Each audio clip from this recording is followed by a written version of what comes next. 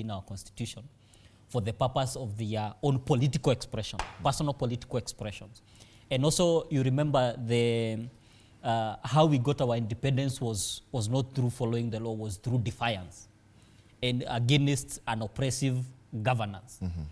Because remember, when you are dealing with an oppressive administration, and I'm not calling this administration oppressive, I'm just stating to some extent, when you are dealing with an oppressive administration, defiance in the face of tyranny, it's almost a it's the democratic right, and it should be enshrined within the constitution. However, I would want to some extent agree with the members of parliament who rejected this bill, because it also should have foreseen that some of the chaos that we see within the demonstration are not based on people's violence, but also the response of the government when it comes to peaceful demonstrations.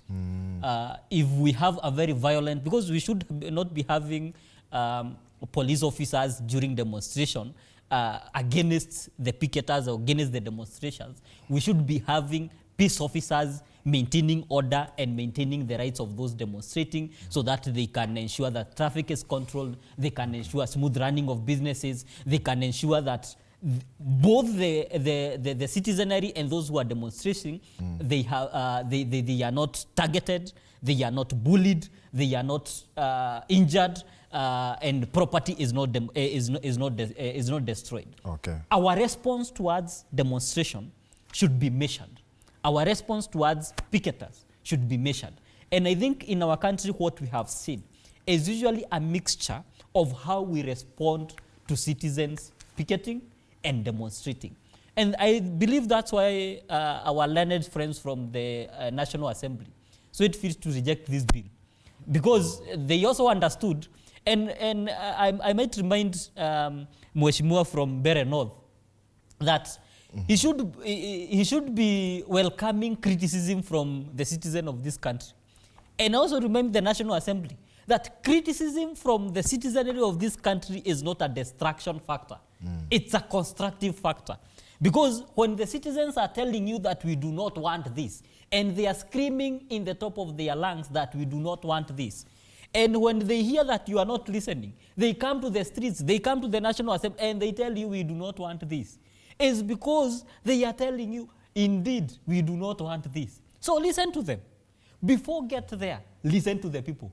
Before we get to the people of this country going out and demonstrating on actions that are already on the floor of the House, members of the National Assembly should perfect the art of communicating. They should be able to communicate well what Shah and Chief are doing.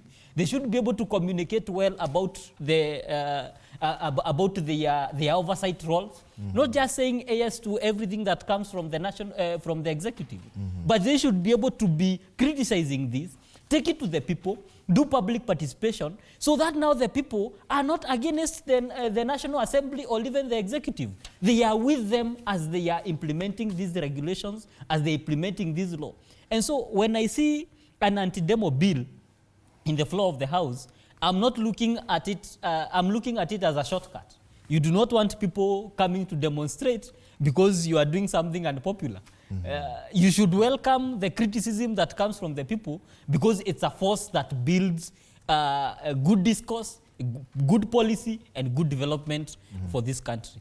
As you end up on this one? Yes, you know, in my view, the Constitution is very clear. They say in the letter, in the spirit, and everything else, that you cannot frustrate freedom of assembly, freedom of expression, freedom of movement, and all things are supposed to be done ensuring that there is no destruction of lives and property.